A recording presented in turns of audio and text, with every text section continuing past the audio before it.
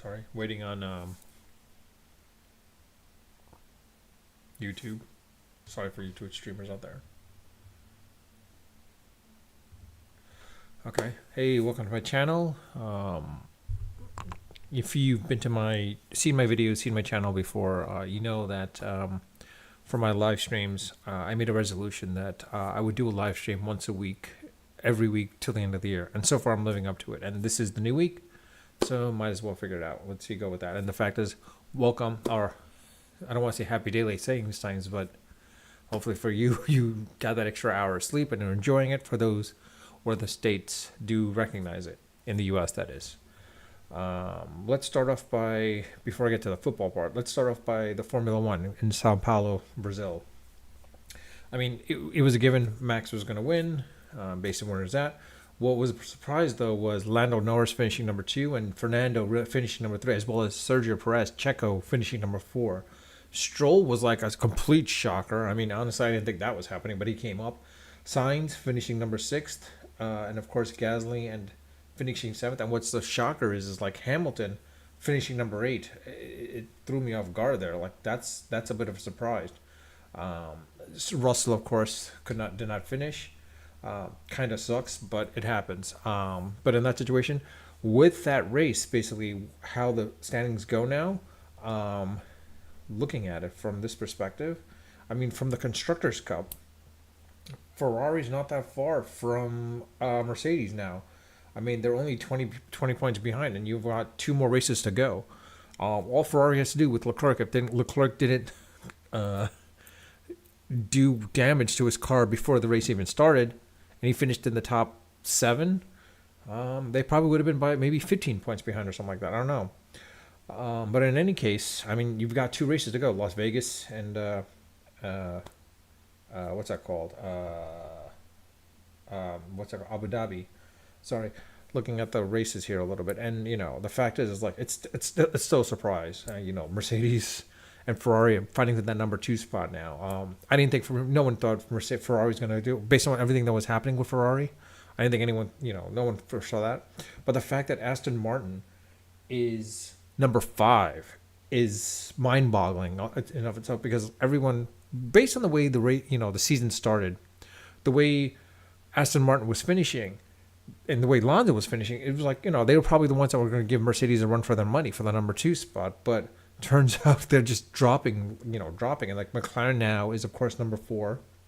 The fact of the matter is I don't foresee Aston Martin overtaking McLaren at this point. I mean, the way Lando's driving now, in the next 2 races, I still see him finishing in the top 6 at least. Piastri, if he finishes in the top 7, top 8, I think they're good at that point. It just comes down to Mercedes and Ferrari now more than anything else. I think that's the more interesting race that we want to see at this point, and who's going to finish the number 2 spot. I mean, Ferrari, I don't think anyone saw them like just shooting up like this basically, and like fighting for the number 2 spot. I think that was a big surprise, more than anything else for me, anyways. Now on the drivers, of course, Max is 1. So the real question is, can Hamilton catch Sir Checo in this case? Because I mean, right now Fernando's not catching Hamilton. That's pretty much out the door. The question is, can Hamilton now get the number 2 spot and catch Checo? I mean, Hamilton had the shot to catch him this race, and if they held off well and held Checo off down below the 11th spot where he was initially, they probably could have had it basically. And Hamilton probably could have caught him right now, but he could have been like maybe 5 beyond, like within striking distance. Now the only way that Hamilton gets the number 2 spot is Hamilton has to finish in the top 3, and Checo cannot finish the race or score any points in the next 2 races. Basically, that's the only way that happens. Hamilton, of course, has got to finish the top 2, not the top 3, but the top 2, basically for the next 2 races. That's the only way this happens, and Checo basically, doesn't score any points. Unfortunately for that, I don't see that happening. The real question comes down to is will Red Bull actually break the 1,000 point barrier? It looked like they could have, but in reality, they didn't. And I think because of the fact the way Checo was driving, if Red Bull had finished the 1-2 spot for all the races, they probably would have hit or have gotten to the 1,000 point barrier at this point. let's be honest, it is sort of a berry at this point, quite honestly, more than anything else. But with that, it's again a little bit of a surprise, quite honestly. I mean, but with that, I'll leave it at that. Now on to my sad state of affairs of my picks, basically, as I chose. Well, if you saw my live on Friday, I said basically choose the Dolphins on the money line. Wrong on that. Did say to choose the Vikings, which they did win. Uh, Said choose the Browns, and I think I chose the over. Unfortunately, that was a mistake. Uh, Said to choose the Rams. That was a mistake. Commanders taking over the Patriots. I stayed away from that game. I said I wasn't too sure about that. And then the Bears losing to the Saints. That was something I wasn't sure of, but I think I chose the Bears on that one. I can't remember. This one, the Ravens versus the Seahawks. Yeah, that was a surprise, complete surprise in and of itself. I mean, honestly, I didn't think the Ravens were going to do that well.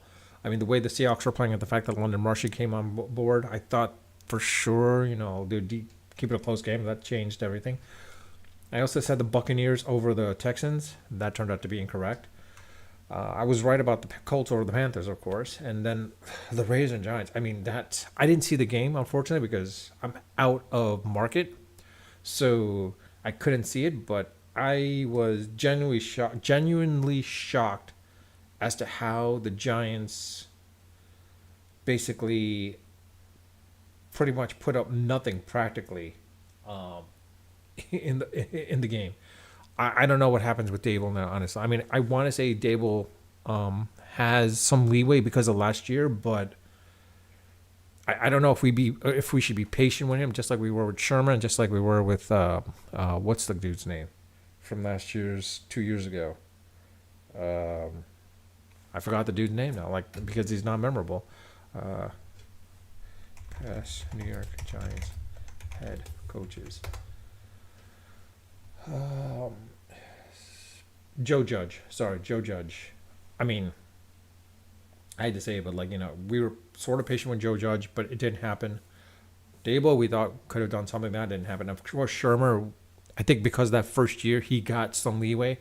I don't want to say if this is the same thing with Brian Dable. I'm hoping it's not, but we'll have to see and wait and see. I think it's more of a case where Dable needs a quarterback more than anything else. He has no quarterback to work with, I think. That's the surprising part about it.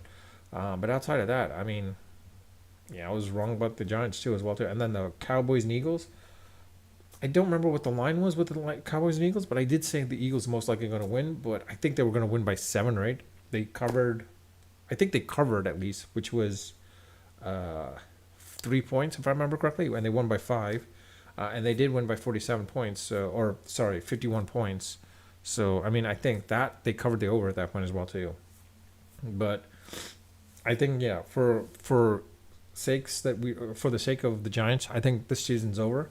I think now it's just a battle of who gets the number 1 draft pick between the Giants, probably going to be the Rams, the Patriots, the Bears, and the Panthers. It looks so far right now we see the Panthers at the number, going for the number 1 draft pick basically. I don't know what the Giants do with that, but yeah, it's a sad state. Unfortunately, it's a very very sad state. Um, let's see what else can I talk about beside those two names. Beside those two, um,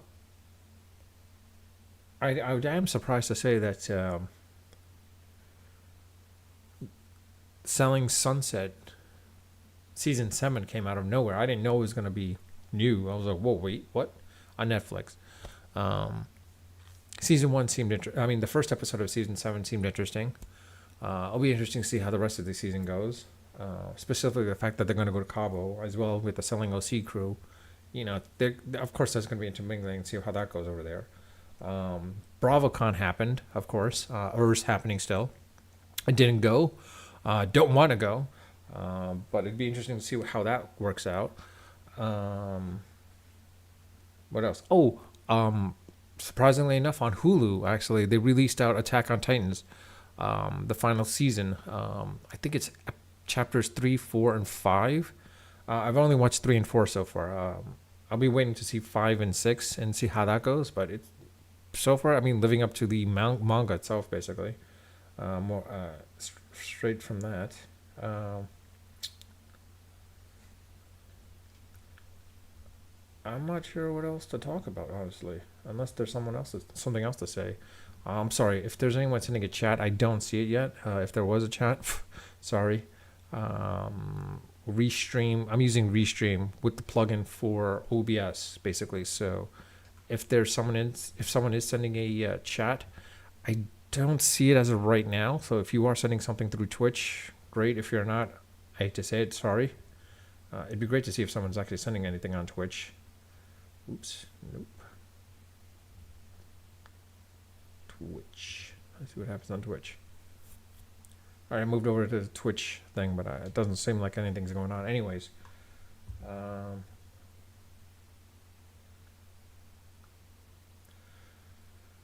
let's see. Oh, I will say this though is Antonio Pierce. I mean, the dude was a giant. He will be a giant, but he played well. He pushed out what he needed with his team basically to beat out the Giants. The real question is how well will he do with the next couple of games that they play. I mean, it made sense for them to fire McDaniel, but the real question is like, how did Antonio Pierce become the coach? Um, it's interesting to say, like, supposedly the rumors had it basically is he was the final nail in the coffin for McDaniels getting fired. More so because the fact is, like, when they had a players only with coaches airing of grievances, Pierce was discussing about like the 2007 Giants and basically discussing, not discussing, but more of bringing up the point of like, everyone thought the Giants had no hope and how they could win and how they believed in themselves. And considering that this is the unstoppable juggernaut of the Patriots with Tom Brady and Randy Moss, and they were undefeated, how the Giants could stop them, and they should just give up. And they essentially, Pierce said, they believed, they had that hype and they believed, and that was it. It was after that meeting that McDaniels pretty much came up to Pierce and says, "Don't ever talk about the Patriots like that again. Don't ever bring it up." That I mean, it's a sore point in the history, but this is the thing where Pierce basically was trying to rival, raise the hopes of the players, and McDaniels didn't like the analogy that he was using, or using the story of using the examples he was using against his former team. But the thing is like, if this is what gets your players riled up and play strong, McDaniels was at fault here, and it makes absolute sense for then Davis have fired McDaniels. Um,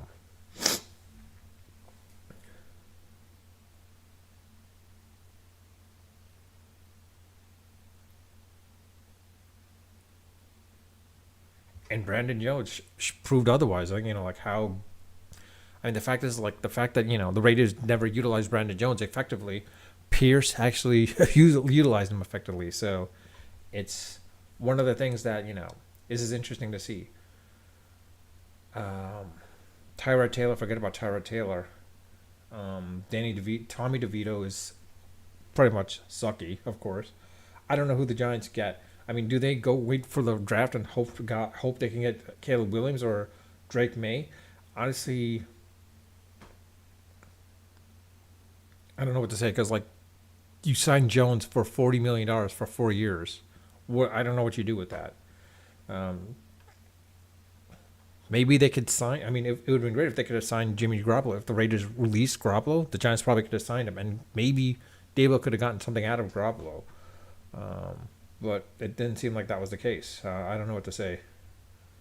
Except this is probably. I mean, let me see what the Giants' actual.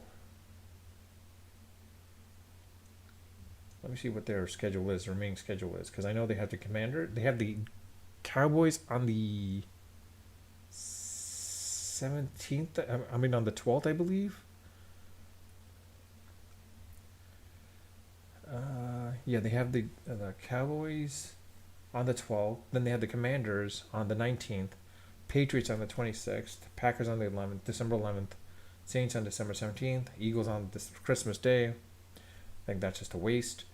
The Rams on December 31st. On a Sunday, December 31st. That would have been great if they were playing at SoFi Stadium, but they're not, unfortunately. and then finally January 7th against the Eagles. I mean, this is a lost season, of course. Like I said, there's no way they're winning this at all. But um, I'm not sure what to say here exactly. I mean, if by some miracle they beat the Cowboys, Commanders, Patriots, Packers, Saints, Eagles, Rams, and Eagles again, it'd be a miracle. And that would they'd be 1, 2, 3, 4, 5, 6, 7, 8, 10-7. 10-7. That would be the only way it'd be a pure miracle if that happens, if they get to 10-7. But honestly, I think they just tank the season. Just tank the season. If I'm Dable, you know what? Play your rookies, see how well they pan out.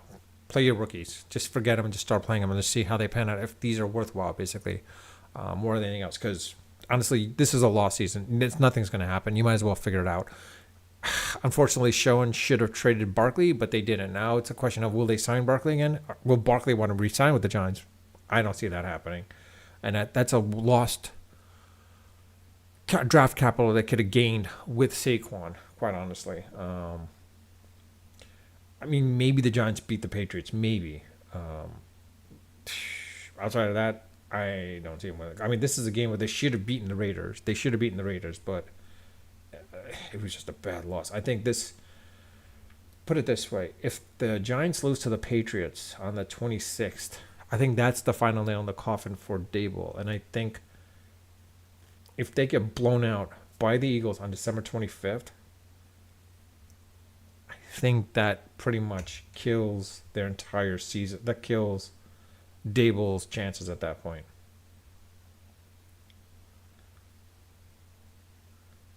Anyways, outside of that, yeah.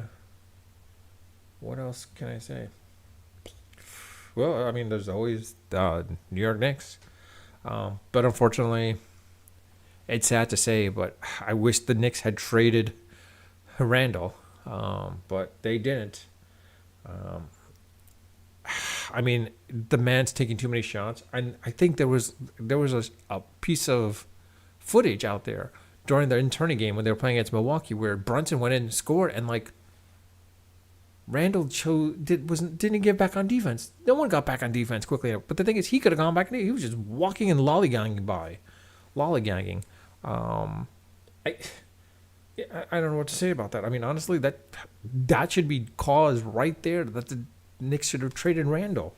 I think the Knicks traded the wrong person instead of Toppin. They should have traded Randall, quite honestly. Probably could have gotten some serious draft picks with them, but that's a mistake in and of itself, basically.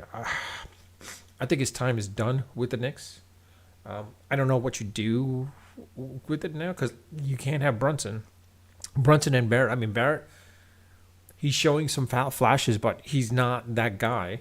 Brunson's your number one guy, but Randall's you got to be number two guy, but he's not willing to play like that. I mean, if he was willing to play like he was in the beginning, it might be a different story, but I don't know what to say, but you might as well trade Randall and get some draft picks.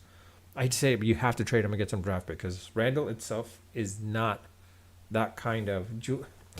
I just say this, but yeah, it's Julius Randle's a lost cause for the Knicks. Unless Tibbs can get something really great out of him, he's a lost cause. Just forget it. He's done. If anything, trade him off to maybe Portland. I doubt you can get any of that draft from Portland, but if you can, that'd be great. Maybe trade him to San Antonio and get their number one pick, but I doubt that's going to happen. I mean, honestly, with Randall and Wembanyama, which shows the dude is for real. You trade off Randall to them. I think they can get if they can get one of the draft picks, the number one draft pick. I think maybe it helps the Knicks in the long term at that point as well too. Actually, let me see. Who could you trade him for? Where you can get a decently number one draft pick. Well, you can't trade him to Miami. Chicago's not going to give him up their draft pick. Indiana, like I said, is the only one that probably give up their number one draft pick. Maybe the Hawks. Maybe even the Magic. If the Knicks can, I mean, I wish when they traded Porzingis to Dallas, I wish they'd gotten something really in return, but they didn't.